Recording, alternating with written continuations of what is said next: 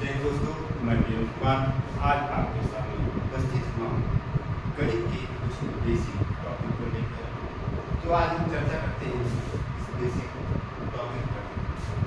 सबसे पहले हम आपको बताते हैं गणित। गणित का मतलब क्या होता है, गणित का अर्थ क्या है। गणित का अर्थ है गणना।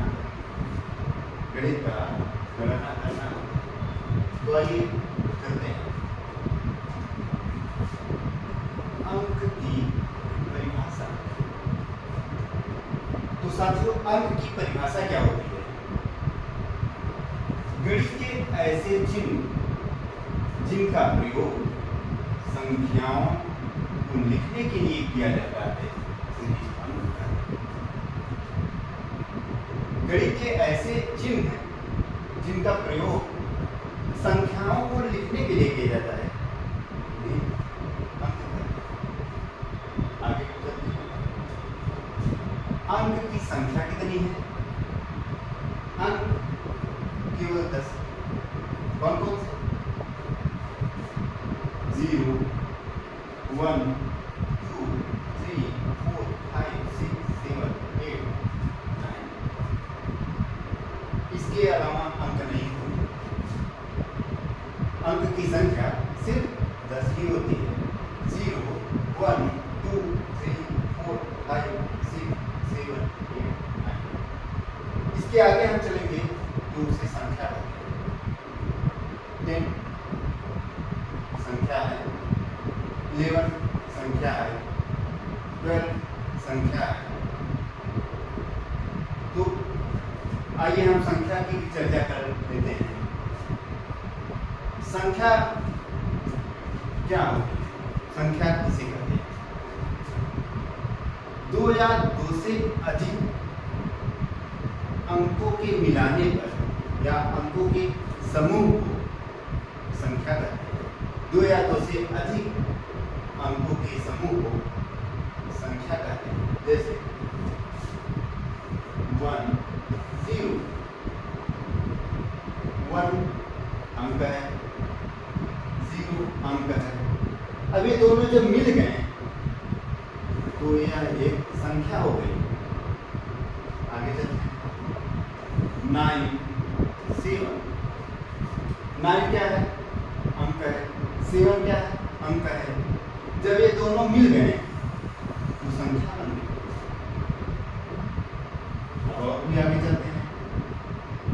8, 5, 6, 3। 8, 5, 6, 3 मतलब 8563। 8563 संख्या है। 8 क्या है? अंक है। 5 क्या है? अंक है। 6 क्या है? अंक है। 3 अंक है। जब ये चारों अंक आपस में मिल गए तो इसे संख्या कहते हैं। यह संख्या बन गई। तो आगे चलते हैं। अंक 2 प्रकार के होते हैं। अंक 2 प्रकार के होते हैं। कौन कौन से? सार्थक अंक, असार्थक अंक। असार्थक अंक को निरर्थक अंक भी कह सकते हैं हम। तो सार्थक अंक कौन कौन से हैं? 1, 2, 3, 4, 5, 6, 7, 8, 9। सार्थक अंक की संख्या सिर्फ 9 है। 1, 2, 3, 4, 5, 6, 7, 8, 9। बस इतने ही सार्थक अंक हैं। और बाकी सब जो अंक है, बाकी क्या, सिर्फ 0 ही बचा। तो 0 जो है असार्थक अंक है। 0 असार्थक अंक है। तो आगे चलते हैं। प्राथमिक। प्राथमिक अंक क्या होता है? आइए। जो अंक एक के अलावा सिर्फ स्वयं से ही विभाजित हो, प्राथमिक अंक कहते हैं। जो अंक एक के अलावा सिर्फ स्वयं से ही विभाजित हो उसे प्राथमिक अंक कहते हैं। जैसे 2, 3, 5, 7, 11। 2 सिर्फ स्वयं से विभाजित होगा और 1 से विभाजित होगा। इसके अलावा और किस संख्या से विभाजित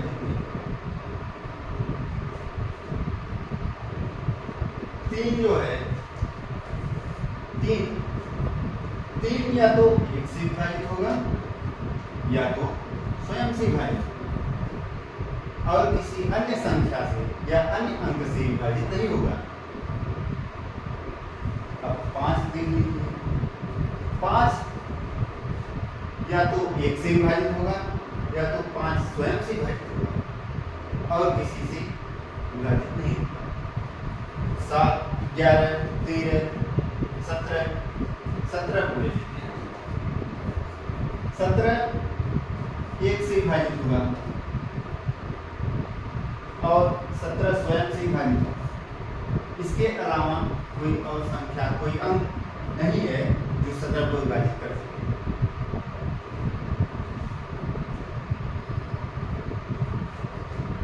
तो जो अंक 1 के अलावा सिर्फ स्वयं से विभाजित हो उन्हें ही प्राथमिक अंक, अर्थात 2, 3, 5, 7, 11, 13, 17 ये सब प्राथमिक अंक। तो आगे चलते हैं। नैसर्गिक या प्राकृतिक संख्याएं, नैसर्गिक या प्राकृतिक संख्याएं इसे कहते हैं। गणना में उपयोग की जाने वाली संख्याओं को धन पूर्णांक अथवा प्राकृतिक संख्याएं कहते हैं। जैसे 1, 2, 3, 4, 5, 6, 7, 8, 9, 10, 11, 12, 13 आगे चलता जाएगा। अर्थात गणना में उपयोग की जाने वाली, गिनने में जो गिनती हम करते हैं उसमें जो उपयोग की जाती है संख्या, उसी को धन पूर्णांक, प्राकृतिक संख्या या नैसर्गिक संख्याएं कहते हैं। नोट में क्या है?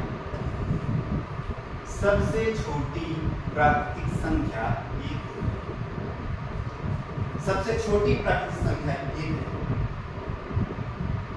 इसके पहले 0 होता है, लेकिन 0 प्राकृतिक संख्या में नहीं है। दूसरा क्या है? सबसे बड़ी प्राकृतिक संख्या प्राप्त नहीं की जा सकती। साथियों, सबसे बड़ी प्राकृतिक संख्या को हम ज्ञात ही नहीं कर सकते। सबसे छोटी प्राकृतिक संख्या तो 1 है, लेकिन सबसे बड़ी प्राकृतिक संख्या जो है उसे ज्ञात करना असंभव है। अर्थात 1, 2, 3, 4, 5, 6, 7, 8, 9, 10, 11, 12, 13 ऐसे चलता जाएगा, संख्याएं बढ़ती जाएंगी। अर्थात अनंत तक जाएगा। तो जो सबसे बड़ी प्राकृतिक संख्या है उसका अनुमान लगाना मुश्किल है, नामुमकिन है। आगे चलते हैं। शून्य प्राकृतिक संख्या नहीं। शून्य जो है प्राकृतिक संख्या नहीं होती। शून्य को छोड़कर प्राकृतिक संख्याएं गिनी जाती है। आपने यहाँ देखा ना, गणना में उपयोग की जाने वाली संख्या, अर्थात गणना में हम 0 का उपयोग नहीं करते हैं।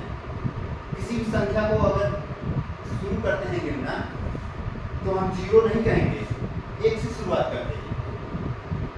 परिभाषा में सीधे सीधे लिखा गया है कि गणना में उपयोग की जाने वाली संख्याओं को प्राकृतिक संख्याएं कहते हैं। 0 हमारी प्राकृतिक संख्या नहीं है। चौथा क्या है? ऋणात्मक भिन्न करणी संख्याएं प्राकृतिक संख्याएं नहीं। ऋणात्मक -3, -2, -1 या कुछ। जो ऋणात्मक संख्याएं हैं उन्हें हम प्राकृतिक संख्याएं नहीं कहेंगे। भिन्न भिन्न जैसे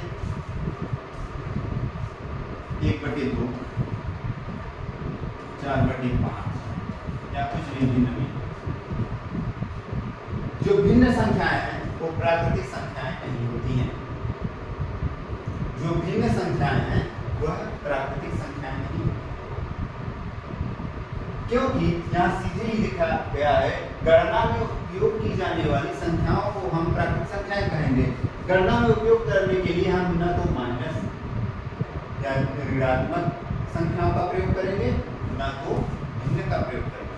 अब करड़ी संख्याएं प्राकृत संख्या नहीं होती हैं। करड़ी संख्याएं अंडर रूट की जो संख्याएं होती हैं,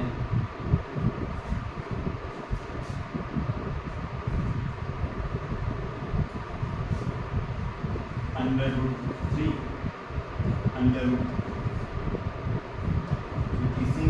कुछ भी, ये सब जो अंडर रूट में करड़ी में संख्याएं होंगी वो प्राकृतिक संख्याएं।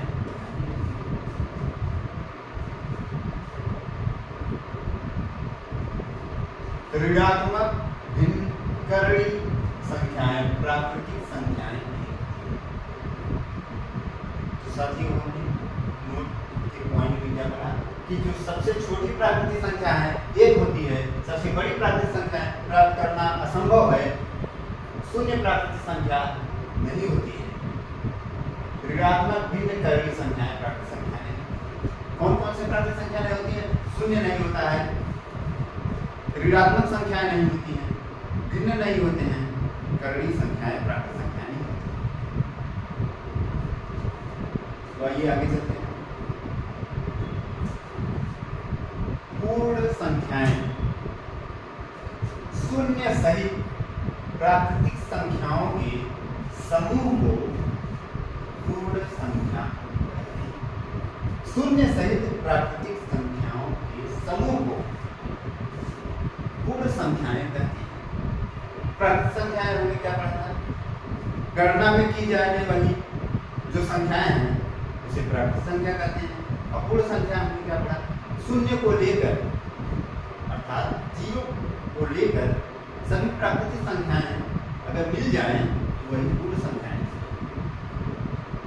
जैसे 0, 1, 2, 3, 4, 5, 6, 7, 8, 9, 10, 11 यहाँ पे देखिए ये सब प्राकृतिक संख्या है। इसमें सम्मिलित क्या हुआ है? सिर्फ 0। तो यहाँ परिभाषा में ये लिखा गया है, शून्य सहित प्राकृतिक संख्याओं के समूह को पूर्ण संख्याएं कहते हैं। शून्य सहित जो प्राकृतिक संख्याएं हैं, शून्य को मिलाकर अगर प्राकृतिक संख्याएं की बात की जाए तो वह पूर्ण संख्याएं हो जाएंगी। आगे चलते हैं। नोट में क्या दिया गया है? नोट 1, सबसे छोटी पूर्ण संख्या 0 है।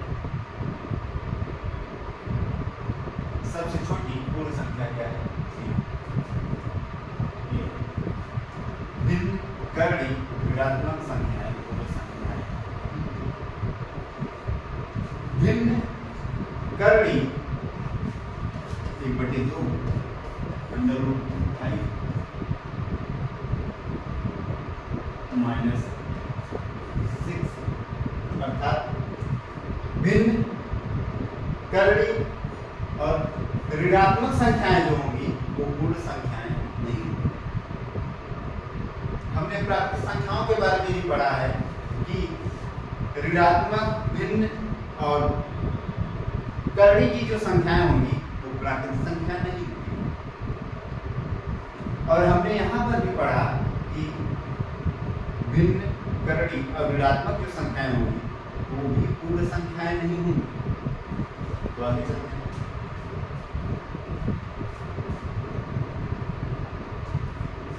पूर्णांक संख्याएं पूर्ण संख्याओं के समूह में, पूर्ण संख्याओं के समूह में पूर्ण संख्याएं कौन कौन सी हैं? 0, 1, 2, 3, 4 अर्थात शून्य को लेकर सभी प्राकृतिक संख्याएं पूर्ण संख्याएं। तो पूर्ण संख्याओं के समूह में ऋण पूर्णांकों को भी शामिल कर दिया जाए तो नया बना समूह पूर्णांक संख्या कहलाती है। यहाँ पर बात क्या कहा जा रहा है? पूर्ण संख्याओं के समूह में ऋण पूर्णांकों को शामिल कर दिया जाए तो नया बना समूह पूर्णांक संख्या कहलाती है। तो पूर्ण संख्या कौन कौन सी हैं? ये सब पूर्ण संख्याएं हैं, ये सब पूर्ण संख्याएं हैं। ऋण पूर्णांकों को भी शामिल कर दिया जाए। इसी में अगर ऋण पूर्णांक अर्थात -5, -4, -3, -1, 0,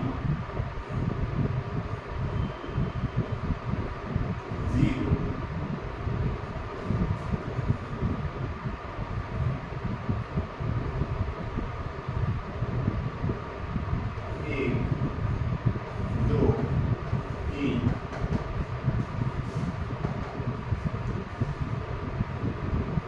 -5 के पहले भी चला जाएगा, यहाँ -6 होगा, -7 होगा, -8 होगा। तो यहाँ क्या कहा जा रहा है कि पूर्ण संख्याओं के समूह में ऋण पूर्णांकों को भी शामिल कर दिया जाए तो पूर्ण संख्याएं हमने पढ़ ली, 0, 1, 2, 3, 4, 5, 6, 7, 8, 9, 10, 11, 12 चलता जाएगा। अगर इसी में अगर हम ऋण पूर्णांक, इसी में ऋण संख्याओं को, ऋण पूर्णांक को शामिल कर दिया जाए तो यही जो समूह बनेगा उसे पूर्णांक कहेंगे। यहाँ पे एग्जाम्पल के तौर पे आप देख लीजिए, यहाँ पर भी है -3, -2, -1, 0, 1, 2, 3, 4, 5, 6 चलता जाएगा अनंत। तो यहाँ तक बात क्लियर हो गई। पूर्णांक संख्याएं किसे कहते हैं? आगे चलते हैं। नोट में क्या कहा गया है? नोट 1 में सबसे छोटी व बड़ी पूर्णांक संख्या प्राप्त नहीं की जा सकती। सबसे छोटी व बड़ी पूर्णांक संख्या प्राप्त नहीं की जा सकती। क्यों नहीं प्राप्त की जा सकती? मैंने अभी बताया कि इंफिनिटिव से होते हुए -2, -1, 0, 1, 2, 3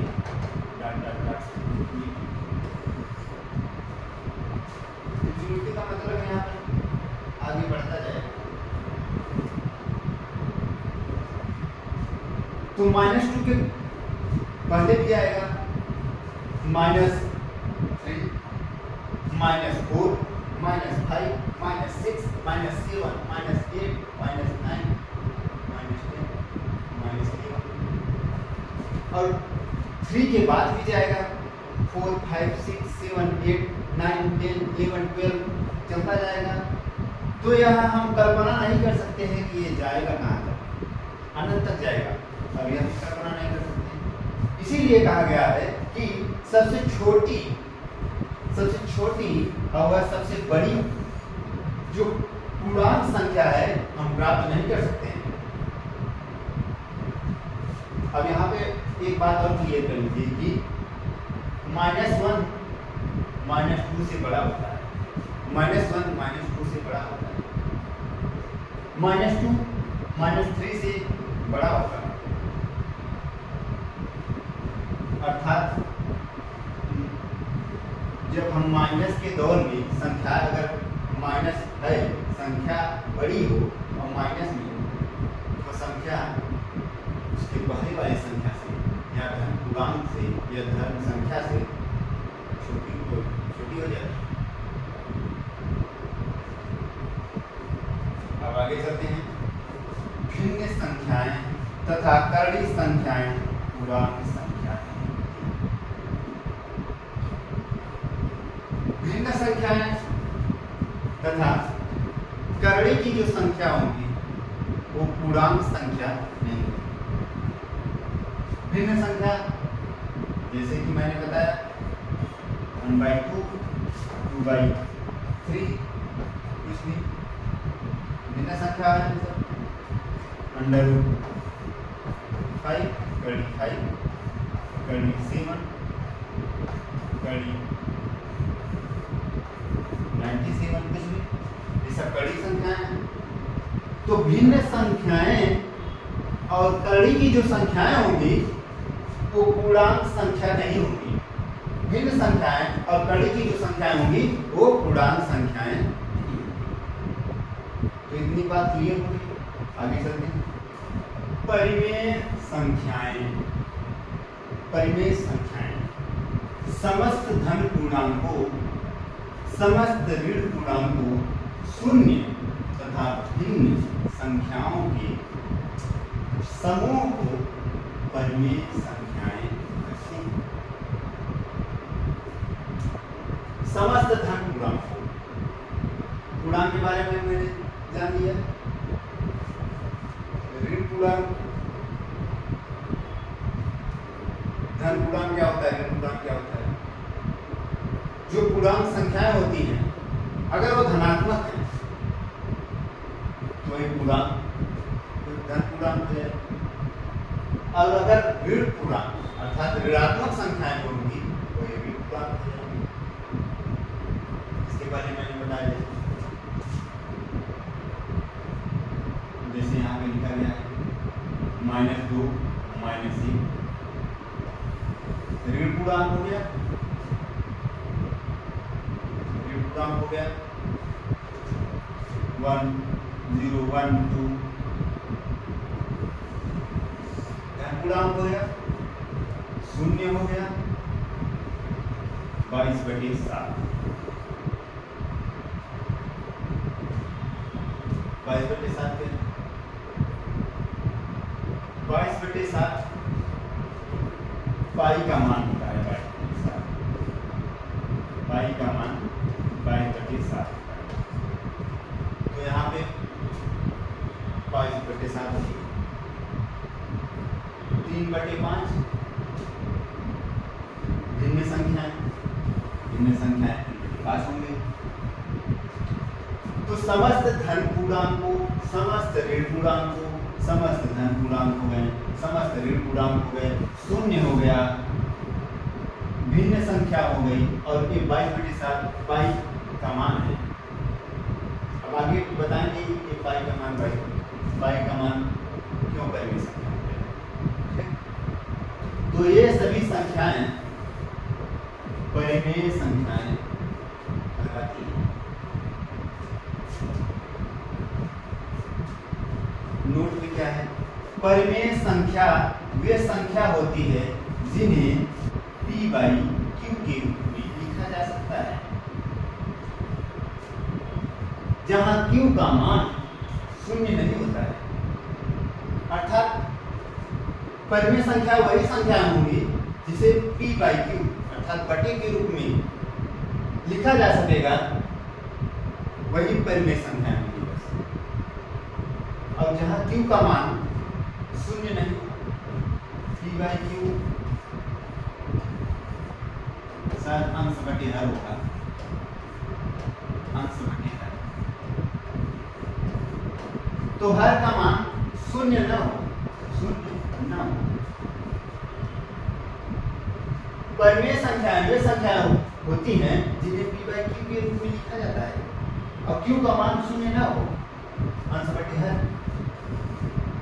p अंश हो गया, q हर हो गया, और हर को अर्थात q को शून्य उसका मान न हो, q का मान शून्य न हो, वही संख्या है परिमेय संख्या है।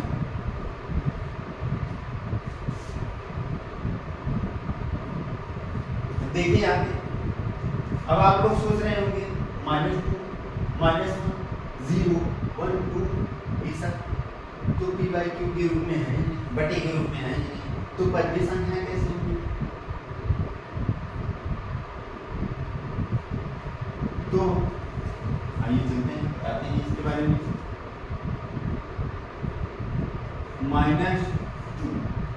-2 को हम p/q के रूप में लिख सकते हैं। अब एक चीज और, यहाँ पे -2 ही सिर्फ ऋण पूर्णांक नहीं होगा, ये मैंने बताया कि -2 के अलावा -3 -4 ये सब चलती जाएंगी, माइनस की जो संख्या है वही ऋण पूर्णांक। तो -2 परिमेय संख्या कैसी? परिमेय संख्या कैसे? परिमेय संख्या कैसे होगी? देखिए -2 को हम -2/1 क्या लिख सकते हैं? -2 को -2/1 हम लिख सकते हैं, -2/1 लिख सकते हैं, क्योंकि यहाँ एक का मान कुछ नहीं होगा, e बराबर -2 के बराबर है। -2/1 इक्वल टू -2/1 जो है -2 के बराबर होगा। अब ऐसे ही -1, अब -1/1 -1 के बराबर होगा, क्योंकि ये जो 1 है इसका मान नहीं होगा। 1 के अलावा कोई संख्या होती तो होता, लेकिन यहाँ पे कोई परिमेय संख्या। अब आगे चलिए 0 कैसे हो गया?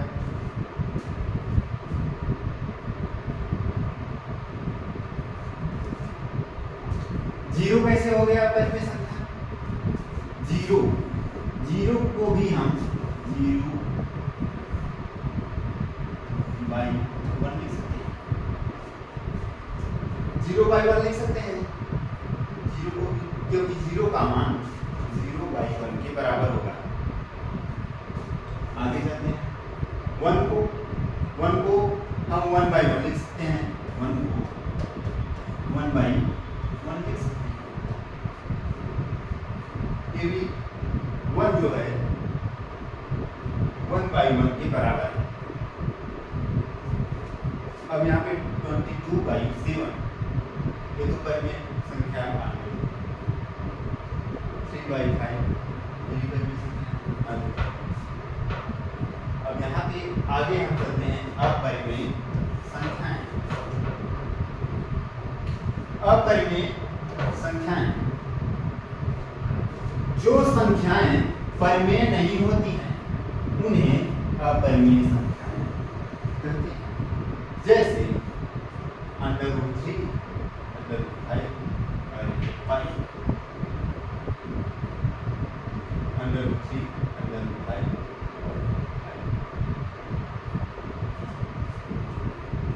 यहाँ पे क्या कहा गया है? जो संख्याएं परिमेय संख्याएं नहीं होती हैं। परिमेय संख्याएं कौन सी हैं? इसकी चर्चा हमने की है कि समस्त धन पूर्णांकों, समस्त ऋण पूर्णांकों, शून्य तथा भिन्न संख्याओं के समूह को परिमेय संख्याएं कहते हैं।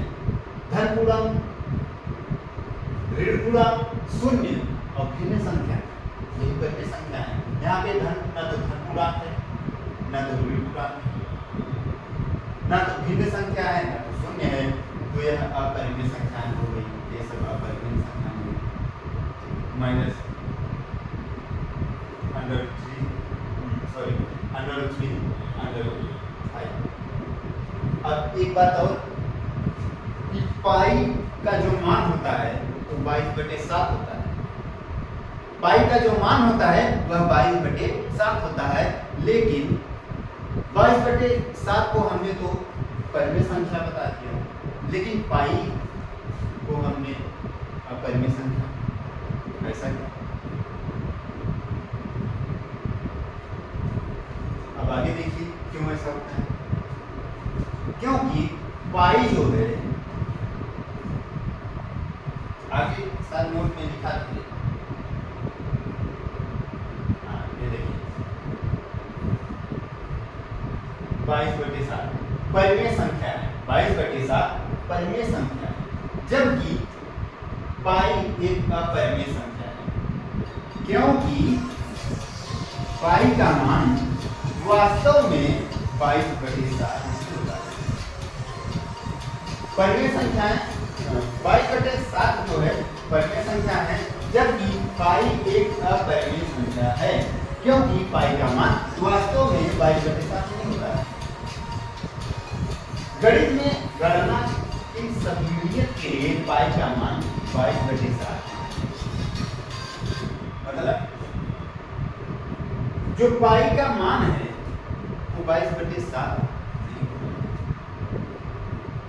22/7 हमने मान लिया है गणना करने में ताकि आसानी हो, इसलिए पाई का मान हमने 22/7 मान लिया। इसीलिए 22/7 है वह परिमेय संख्या है, लेकिन पाई जो है अपरिमेय संख्या है। पाई का मान 22/7 एग्जैक्ट नहीं होता है। पाई का मान हम लोगों ने गणना करने की ताकि आसानी हो, गणना करने में आसानी हो, इसलिए 22/7 मान लिया। अब आगे देखते हैं। अपरिमेय संख्या वे संख्या होती है जिन्हें p/q के रूप में नहीं लिखा जाता है। परिमेय संख्या के बारे में हमने पढ़ा था कि वह संख्याएं जिन्हें p/q के रूप में हम लिख सकते हैं उसे परिमेय संख्या कहते हैं। और q का मान 0 या 0 ना हो,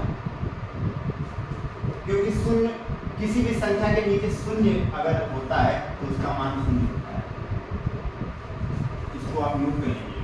किसी भी संख्या के नीचे, किसी भी संख्या के हर में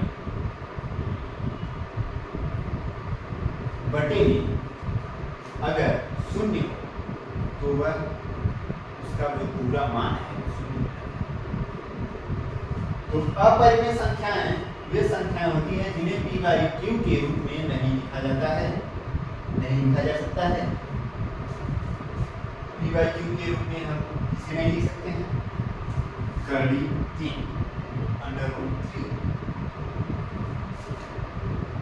√3 जो है इसको हम ऐसे नहीं लिख सकते, इसका मान दूसरा हो जाएगा।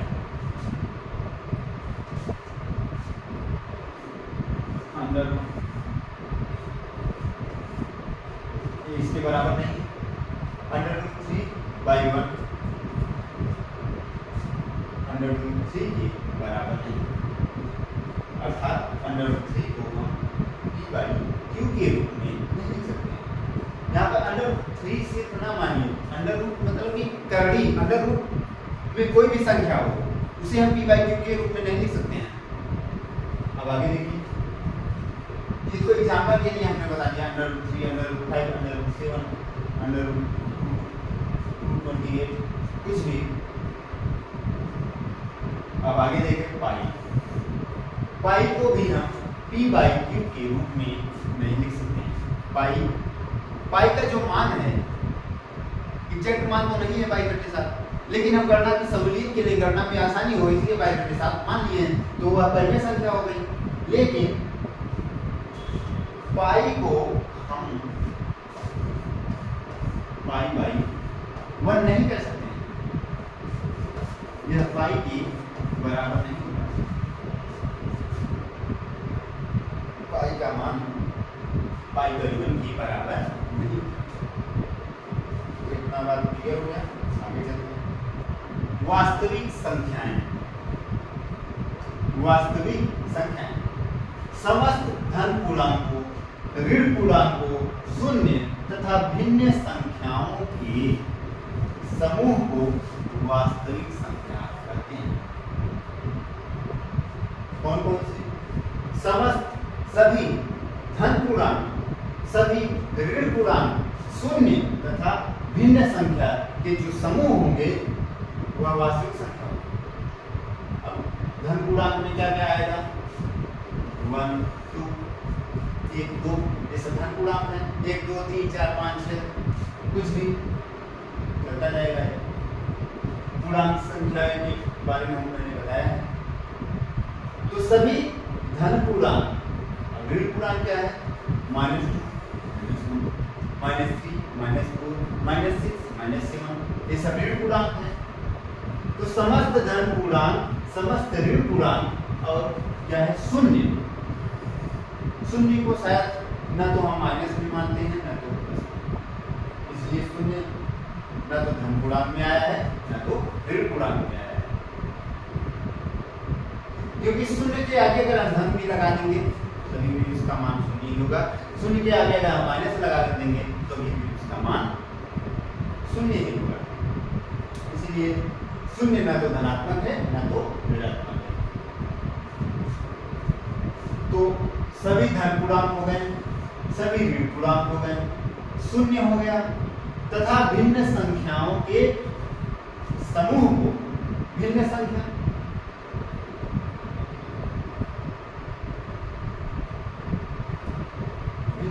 क्या है 22/7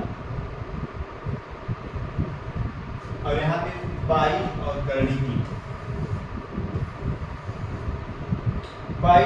3 भी वास्तविक संख्या है। वास्तविक संख्या का मतलब है जिसका कोई न कोई मान होगा, वही वास्तविक संख्या है। तो इसका पाई का मान भी कुछ न कुछ होगा। 22/7 इसी मान लीजिए 22/7 √3 इसका मान। तो ये सब वास्तविक संख्या है, ये सब वास्तविक संख्या है। आगे चलते हैं। अवास्तविक या काल्पनिक संख्या। अवास्तविक या काल्पनिक संख्या। अवास्तविक या काल्पनिक संख्याएं किसे कहते हैं? वे संख्याएं जो वास्तविक नहीं होती हैं, वे संख्याएं जो वास्तविक नहीं होती हैं उन्हें अवास्तविक संख्याएं कहते हैं। अब अवास्तविक संख्याएं कौन कौन सी होती हैं, मतलब वास्तविक संख्याएं कौन सी नहीं होती हैं? वास्तविक संख्या में लगभग सब आ जाएगा, -2 -1 -0 1 2 3 के साथ कुछ भी लगभग वास्तविक में सब आ जाएंगे। अच्छा, जिसका मान हो वही वास्तविक होगा, वास्तविकता जिसकी हो। अब अवास्तविक संख्याएं कुछ गिने चुने हैं, वो सब संख्याएं कौन कौन सी हैं? जैसे √-3 √-4 √-3 √-6।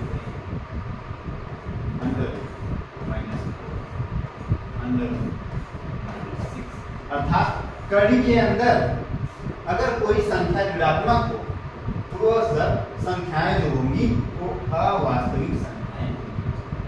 जैसे में आप लोग देख लीजिए, जैसे में √-3 √-4 √-6 √-7, ये जो संख्याएं हैं ये अवास्तविक हैं।